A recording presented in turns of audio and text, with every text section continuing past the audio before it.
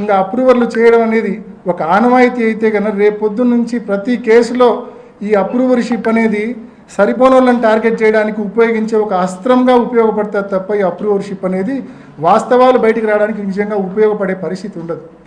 So ఇది అప్రూవర్షిప్కు సంబంధించింది. అప్రూవర్షిప్తో పాటు సిబిఐ సునీతక్క దస్తగిరి లాలూచి విషయంలో కొన్ని ఎగ్జాంపుల్స్ కూడా మీ అందరి దృష్టికి చెప్పాలనుకుంటున్నా. ముఖ్యంగా 20 జూలై 2020లో సిబిఐ ముందు సునీతక్క హాజరైనప్పుడు వాంగ్మూలం ఇచ్చినప్పుడు జూలై 2020 వాంగ్మూలం ఇచ్చినప్పుడు ఏం చెప్తుందంటే లెటర్ గురించి ఏం చెప్తుందంటే, at this time my husband showed me a photo in his mobile. అంటే సునీతక్క భర్త రాజశేఖర్ ఫోన్లో ఫోటో చూపించాడంట.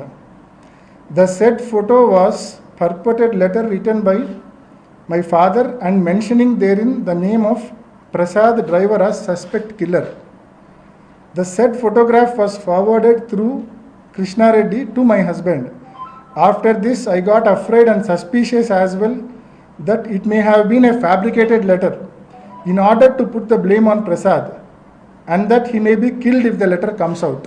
అని ఆ లెటర్ గురించి, లెటర్ను చూసినా అని చెప్తుంది, లెటర్ ఉందని తెలుసు అని చెప్తుంది, లెటర్ బయటకు వస్తే ఏమేమో అవుతాయని చెప్పి కూడా ఇంత డీటెయిల్ ఎక్స్ప్లెనేషన్ ఇస్తారు. ఇంకా కింద చాలా ఉంది చదువుకుంటా పోతే. ఆ తరువాత వెంటనే బహుశా ఎవరో చెప్పినట్టున్నారు, సిబిఐలోనే ఎవరైనా లాయర్లు చెప్పినారేమో, ఈ రకంగా స్టేట్మెంట్ ఇస్తే నీకు నష్టమమ్మా అని చెప్పారేమో. ఇమ్మీడియట్గా నెల రోజులు తిరగకముందే, ఇది జూలై 2020, 28 జూలై 2020, ఇది 27 ఆగస్ట్ 2020, కరెక్ట్గా నెల రోజుల వ్యవధిలో ఏమంటుంది, ఆ లెటర్ ఉన్న విషయమే నాకు తెలియదు, అంతా తూచ్. నాకు లెటర్ నేను చూడలే, లెటర్ గురించి నాకు తెలియదు, అంతా తూచ్. నేను లెటర్ను కేవలం రాహుల్ దేవ్ శర్మ పులివెందులకు రీచ్ అయినాక సాయంకాలం రాహుల్ దేవ్ శర్మ చూపిస్తేనే చూసినా తప్ప నాకు లెటర్ గురించి ఏమీ తెలియదని చెప్పి వెంటనే తప్పించుకుంటుంది. సిబిఐకి ఇచ్చిన వాంగ్మూలాలండి ఇవన్నీ కూడా. ఈజ్ దిస్ న్యాచురల్ జస్టిస్ అని నేను అడుగుతా ఉన్నా, సునీతక్కను అడుగుతా ఉన్నా, సిబిఐని కూడా అడుగుతా ఉన్నా. ఇది న్యాచురల్ జస్టిసా? సామాన్యుడికి ఇది సాధ్యమేనా?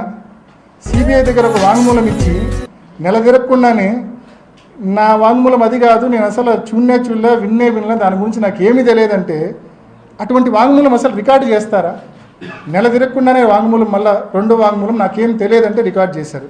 మీ అందరికీ కాపీస్ ఇస్తున్నా, ఇప్పుడు మీ అందరికీ కూడా 10 కాపీస్ మీ అందరికీ ఇస్తా ఉన్నా. అండ్ అంటే ఈ మాదిరి దస్తగిరి కూడా ఇంకో నెల తర్వాత పోయి నాకేం సంబంధం లేదు అంటే అంతా తూచి నేను చెప్పింది అంటే అయిపోతుందా? తూచి అవుతుందా ఇది? అంటే ఏ రకంగా ఒక విచారణ సంస్థ, ఒక సునీతక్క, ఒక దస్తగిరి లాలూచి పెడితే ఏ రకంగా ఉంటుందనే దానికి ఇదొక ఉదాహరణ. ఇంకోటండి, ఆ వీడియో ఓపెన్ చేసింది అంతకుముందు 4 minutes.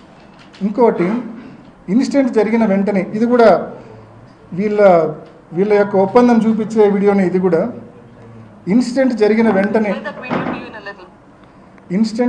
వెంటనే ఒక 2 వారాలకు సునీతక్క ప్రెస్ మీట్ పెడుతుంది, 10 రోజుల్లోనే అనుకుంటా. ఆ ప్రెస్ మీట్లో చాలా స్పష్టంగా చెప్తుంది, what was my father doing, మీరే వినండి.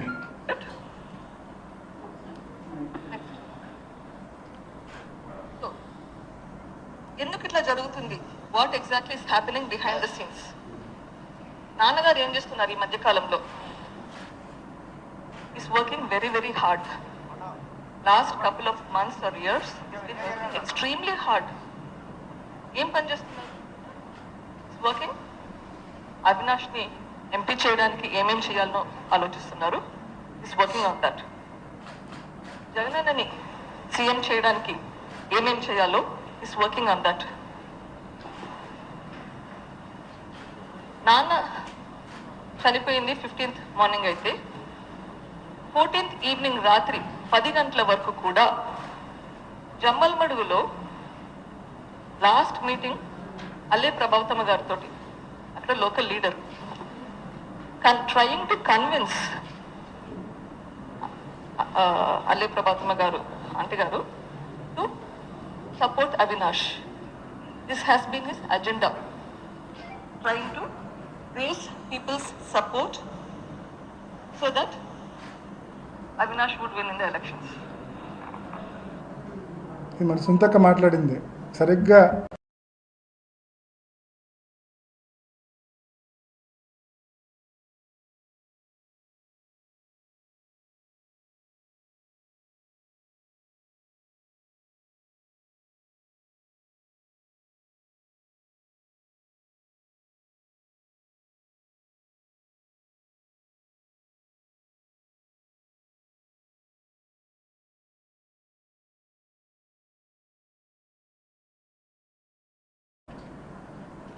పాపం కొన్ని ఎంత ఘోరంగా ఉంటాయంటే చెప్తాను.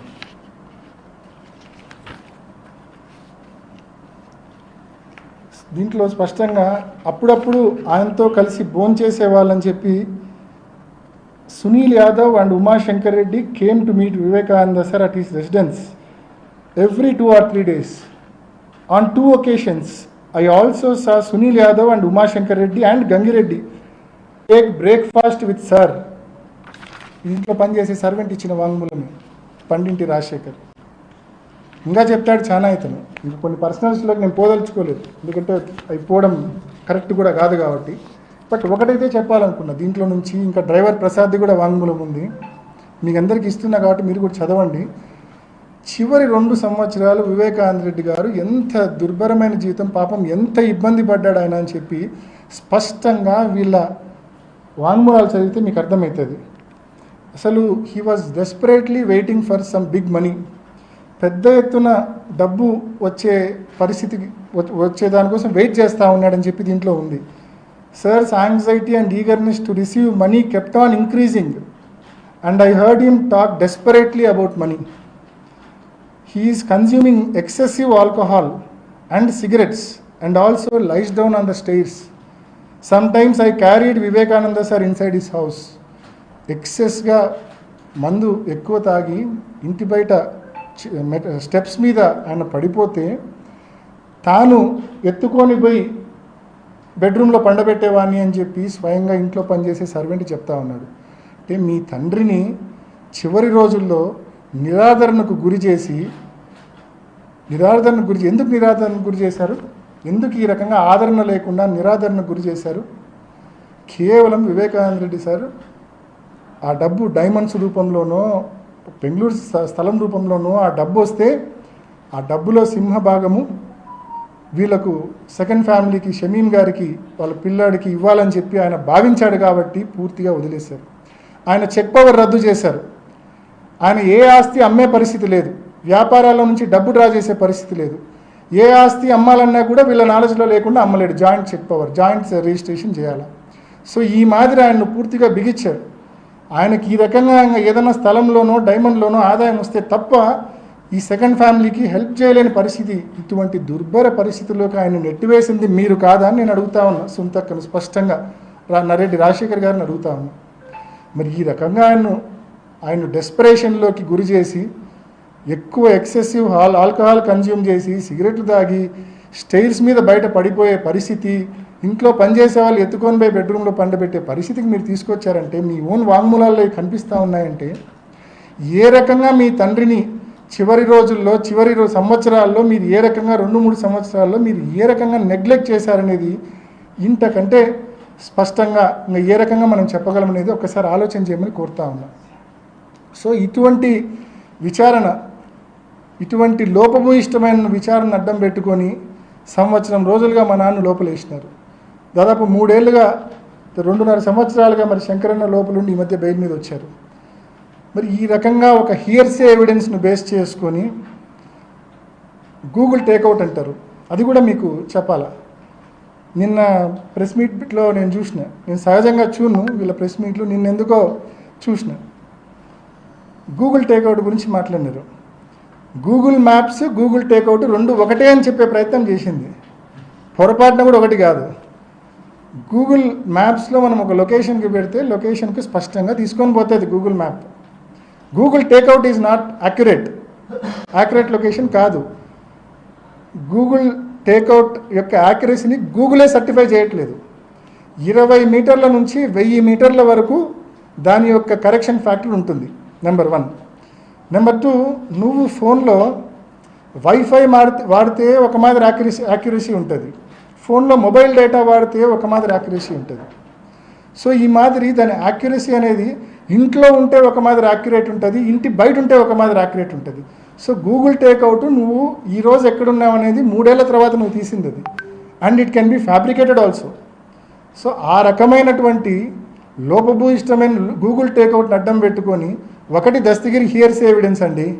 దస్తగిరితో స్వయంగా అవినాష్ రెడ్డో, భాస్కర్ రెడ్డో, శంకర్ రెడ్డి మాట్లాడని చెప్పాడు. నాకు ఎర్రగంగిరెడ్డి చెప్పాడు, పెద్దోళ్ళు వెనకలు ఉన్నారు మనకు డబ్బులు ఇస్తారని చెప్పి Erragangireddy, that is hearsay evidence. ఆడా ఈడ ఇన్నది అది ఒక హియర్స్ ఎవిడెన్స్. రెండోది గూగుల్ టేక్అవుట్, ఇందాక నేను చెప్పింది.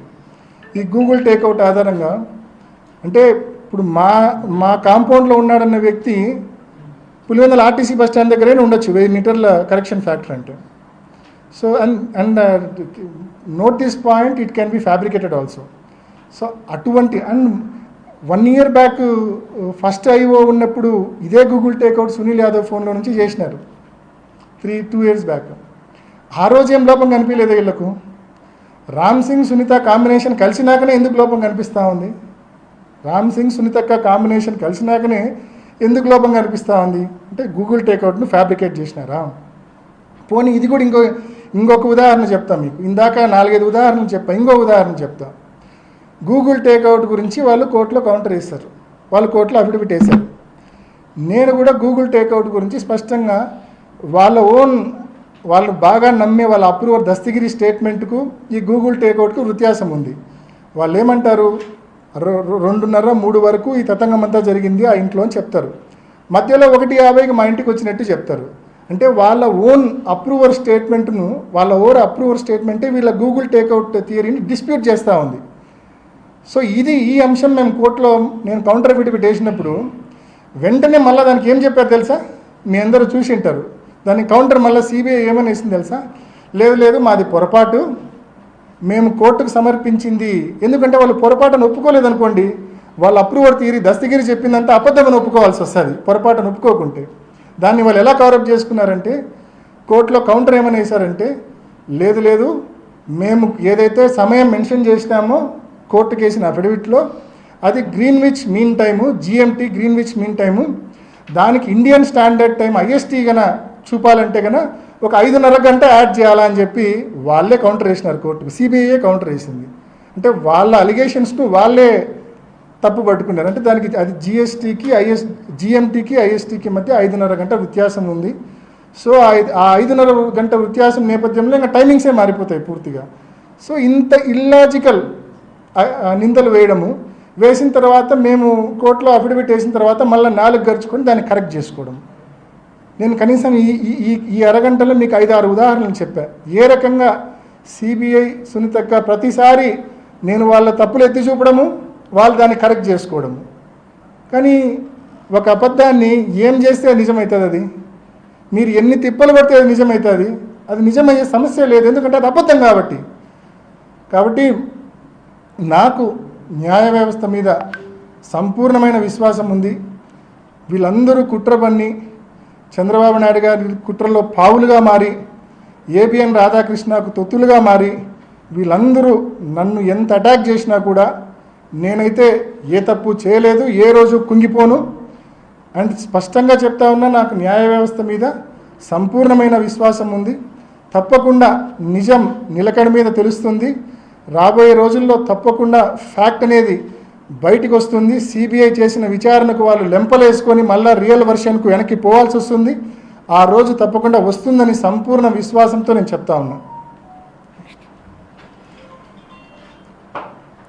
ఎనీ క్వశ్చన్స్నా? గూగుల్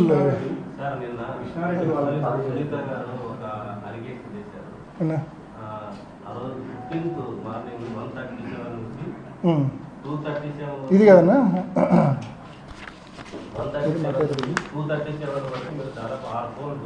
చెప్తాను. లెట్ మీ ఆన్సర్ నా కరెక్ట్. మీరు అడిగిన క్వశ్చన్ కరెక్ట్. నేను ఆ ప్రెస్ మీట్లో ఇది కూడా అడిగింది, నేను మర్చిపోయిన ఆన్సర్ చేయడం. ఇదే కదా, దిస్ ఈజ్ ఇట్ కదా. అసలు ఇది ఏందో తెలుసా మీకు? This is my WhatsApp activity and Erragangireddy's WhatsApp activity. Nothing but WhatsApp activity. మార్చి 14 రాత్రి ఎందుకండి, నేను ఆ రోజు రాత్రి ఫస్ట్ జరిగింది చెప్తాను. నేను ఆ రోజు రాత్రి 10:30కో 11కో పండుకున్నా, పొద్దున్నే 5కి లేచినా, 6 గంటలు బాగా నిద్రపోయినా, 5కి లేచినంత స్పష్టంగా చెప్తా ఉన్నా, ఎటువంటి డౌట్ లేకుండా మీ అందరికీ బల్ల గుద్ది చెప్తా ఉన్నా. నేను 6 గంటలు ఆ రోజు రాత్రి పండుకున్నా. అండ్ 5 o'clock 4:45కో 5కో రఫ్గా లేచింటా. ఈ వాట్సాప్ యాక్టివిటీ అంటే ఏంది అని క్వశ్చన్ మీది, అంతే కదన్నా? ఈ వాట్సాప్ యాక్టివిటీ అంటే ఏంటంటేనా, దిస్ ఈజ్ నాట్ సిడిఆర్. ఇది నా నుంచి గంగిరెడ్డికి ఫోన్ పోవడమో, గంగిరెడ్డి నుంచి నాకు ఫోన్ రావడమో కాదు. ఇది నా నుంచి గంగిరెడ్డికి మెసేజ్ పోవడమో, గంగిరెడ్డి నుంచి నాకు మెసేజ్ రావడమో కాదు. ఇది this is nothing but WhatsApp activity. నేను ఒక ప్రజాప్రతినిధిగా నా ఫోన్లో ఎన్నో గ్రూప్స్ ఉంటాయి, ఎన్నో పొలిటికల్ వైఎస్ఆర్సీపీ పులివెందల అని, వైఎస్ఆర్సీపీ మైదుకూరు అని, వైఎస్ఆర్సీపీ కడప అని రకరకాలైన గ్రూపులు ఉంటాయి నా ఫోన్లో. సో ఆ గ్రూపులు ఉన్న నేపథ్యంలో సహజంగానే మనం రాత్రి ఫోన్ పక్కన పెట్టి పండుకుంటాం. మనం పండుకున్న టైంలో కూడా మన ఫోన్కు నెంబర్ ఆఫ్ మెసేజెస్ వస్తుంటాయి. మెసేజ్ వచ్చిన ప్రతిసారి వాట్సాప్ యాక్టివిటీ ఉన్నట్టు. సపోజ్ 1:37 అవినాష్ రెడ్డి వాట్సాప్ యాక్టివ్గా ఉండిందంటే నేను మేల్కొని చదువుతానట్టు కాదు అర్థం. నేను నిద్ర మేల్కొని నైట్ డ్యూటీ చేసి చదువుతానట్టు కాదు అర్థం. దాని అర్థం ఆ టైంలో నా ఫోన్కి ఇన్కమింగ్ మెసేజ్ వచ్చిందని అర్థం. ఆల్ ఇన్కమింగ్ మెసేజెస్ వచ్చిన టైమింగ్స్ అంతే తప్ప ఆ టైంలో నేను మేల్కొని మెసేజ్లు చదువుతున్నా అని పొరపాటున కూడా అర్థం కాదు. దీని మీద మీకు కొంచెం ఎక్స్ప్లెనేషన్ కూడా నేను ఇచ్చిన, ఒక నోట్ ఇస్తున్నా. అంటే this is nothing but WhatsApp activity. దీన్ని కూడా మసిపూసి దీన్ని ఏదో incoming call, out going call మాదిరి చిత్రీకరించే ప్రయత్నం జరిగింది. అంటే అవినాష్ రెడ్డి, ఎర్రగంగిరెడ్డి టైం స్టాంపులు మీరు తీసినారు కదా, వాట్సాప్ టైం స్టాంపులు. ఆ రోజు రాత్రి పులివెందుల్లో ఒక 50,000 మందికి మొబైల్ ఫోన్లు ఉన్నాయనుకుంటే, ఉదాహరణకి 50,000 మందికి మొబైల్ ఫోన్లు ఉన్నాయనుకుంటే పులివెందుల్లో కనీసము తక్కువలో తక్కువ ఒక 30,000 మందికి నైట్ టైం వాట్సాప్ యాక్టివిటీ ఇట్లా ఈ రకంగానే ఉండింటుంది. అంటే 30,000 మంది కుట్రదారులేనా? ఏంది అసలు లాజిక్ ఉండాలి కదా. అంత ప్రీమియర్ ఇన్స్టిట్యూటు ఇంత నీచమైన అలిగేషన్స్, ఇంత బేస్లెస్ సెన్స్లెస్ అలిగేషన్స్ చేయడము, దాన్ని పట్టుకొని మా పీపీటీ పెట్టి మసిపూసే కార్యక్రమం. ఏంది అలిగేషన్స్? కొంచెం అర్థం, ఎవరితో ఉన్న టెక్నికల్ ఎక్స్పర్ట్తో ఉన్న మాట్లాడితే అర్థమవుతుంది. మనం పండుకున్నప్పుడు కూడా మనకు మెసేజ్లు వస్తే కన్నా బ్యాక్గ్రౌండ్లో వాట్సాప్ యాక్టివ్గా ఉన్నట్టు చూపిస్తుంది ఆ టైం స్టాంప్లో. దట్ ఇన్ ద సెన్స్ నేను మేల్కొని చదువుతానట్టు కానే కాదు అది అర్థం. And to be very clear, ఎవరితో అయినా వెరిఫై చేసుకోమని చెప్పండి. ఆ రోజు రాత్రి ఒక 6 hours నా ఫోన్ ఐడియల్గా ఉంటుంది, నేను పండుకున్నా కాబట్టి. అండ్ పొరపాటున కూడా అవుట్ గోయింగ్ మెసేజ్ పోయిండే ఛాన్సే లేదు. కారణం ఏంటంటే ఓన్లీ ఇన్కమింగ్ మెసేజెస్ను ఎవరు నిలవరించలేరు. ఫోన్ ఆన్లో ఉన్నప్పుడు ఇన్కమింగ్ మెసేజెస్ రాకుండా ఆపగలమన్నా వస్తాయి కదా సహజంగానే. బట్ అండ్ దట్టు ఎర్రగంగిరెడ్డి నుంచి నాకు ఎటువంటి ఇన్కమింగ్ మెసేజ్ రాలేదు. మళ్ళీ అది కూడా క్లియర్గా చెప్తున్నా. నాకు ఆ రోజు రాత్రి ఒక 10 మెసేజ్లు వచ్చిండొచ్చు, వివిధ గ్రూప్స్లో ఉంటాం కాబట్టి పార్టీకి సంబంధించి రకరకాలైన మెసేజ్లు వచ్చిండొచ్చు, తప్పేముంది దాంట్లో. వాట్సాప్ యాక్టివిటీ ఉంటే తప్పు చేసినట్ట? ఏంది అసలు ఈ విమర్శలేంది, ఈ నిందలేంది?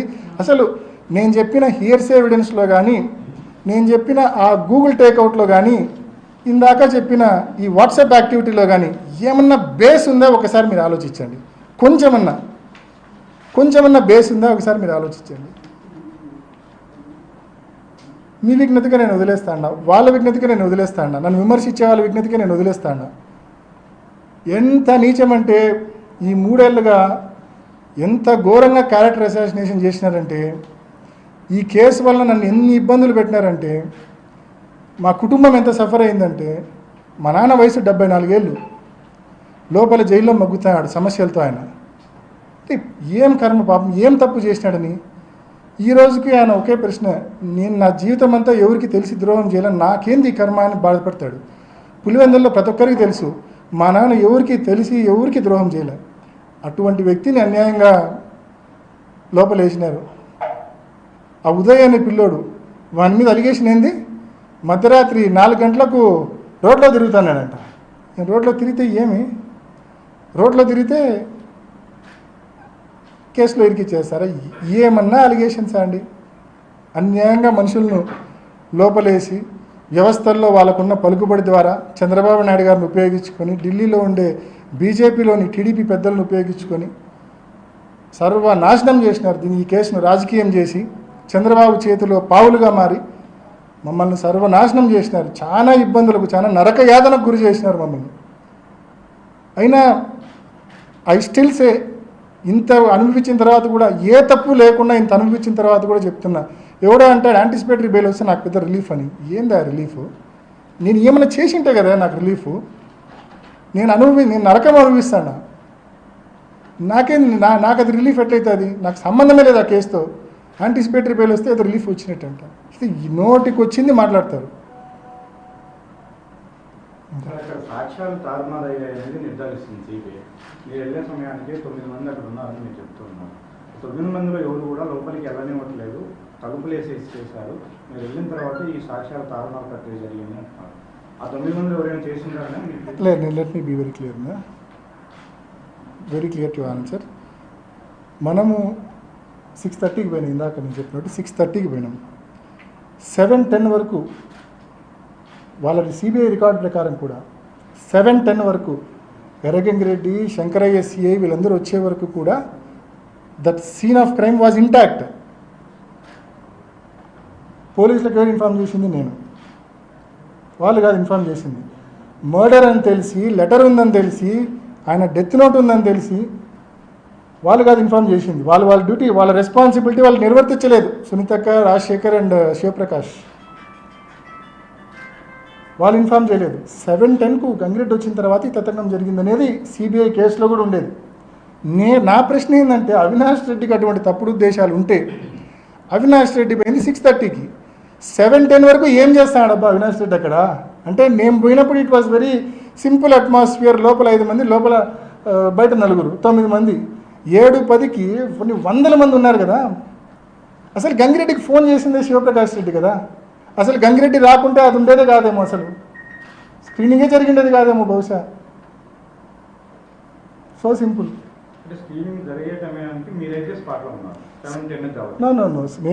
నేను పూర్తిగా బయటే ఉండి, నేను సిబిఐలో నేను దాదాపు 12 సార్లు సిబిఐ వివిధ సందర్భాల్లో విచారణకు పిలిచింది. పోయిన ప్రతిసారి I made it very clear. చివరిలో డెడ్ బాడీని బయటికి తెచ్చేటప్పుడు మాత్రం నేను లోపలికి వెళ్ళాను. నేను అక్కడ చెప్పింది ఇక్కడ మీకు చెప్తా ఉండేది అది.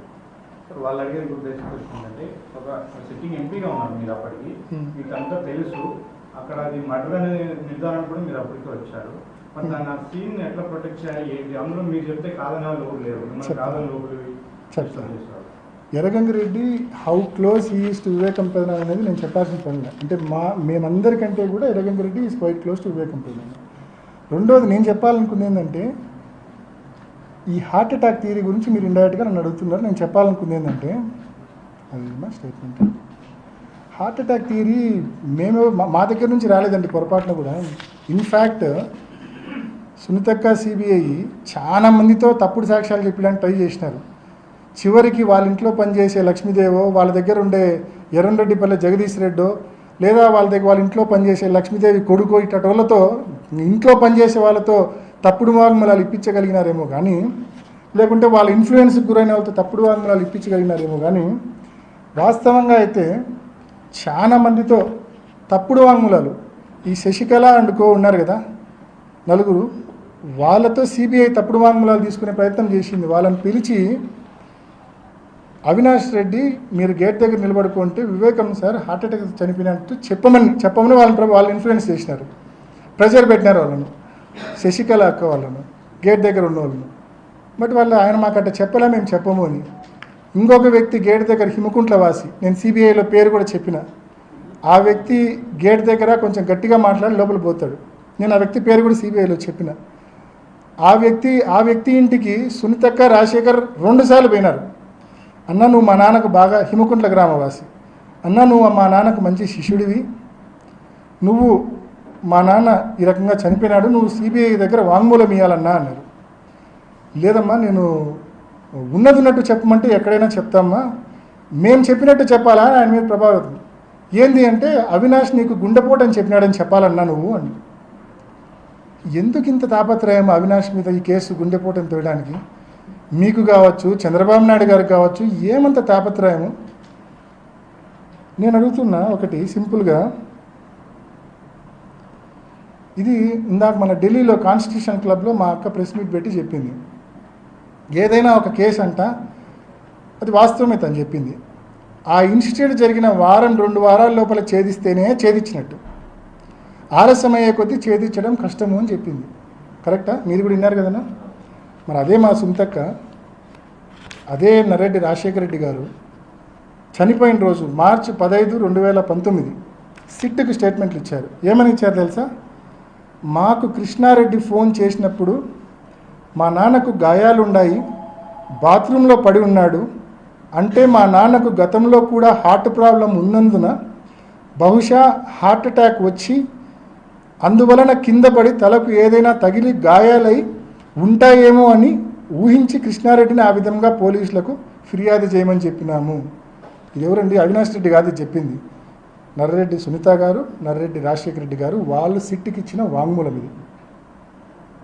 So it was their theory అని చెప్తా ఉన్నా స్పష్టంగా. అండ్ యాడెడ్ టు దట్ దీనికి సబ్సిక్వెంట్గా కంటిన్యూయేషన్ ఇంకో ప్రూఫ్ చూపిస్తా.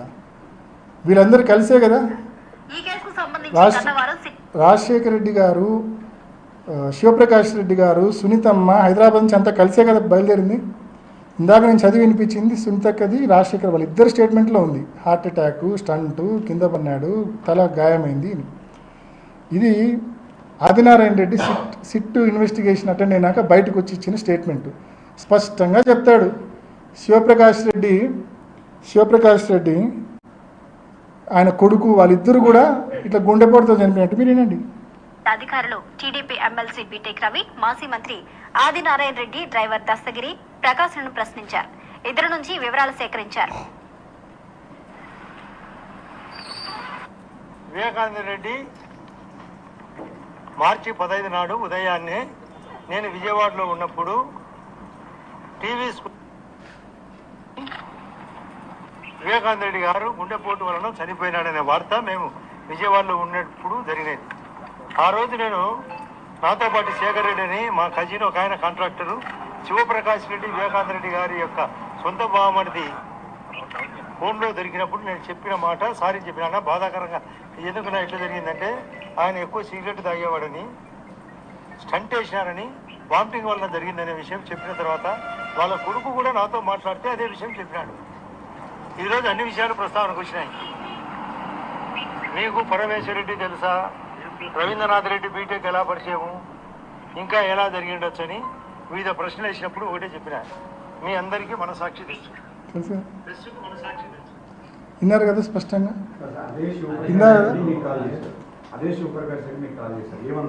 నాతో బావ చనిపోయినాడు, అర్జెంటుగా ఇంటికి పో. ఆయన వాంగ్మూలంలో కూడా అదే ఉంది.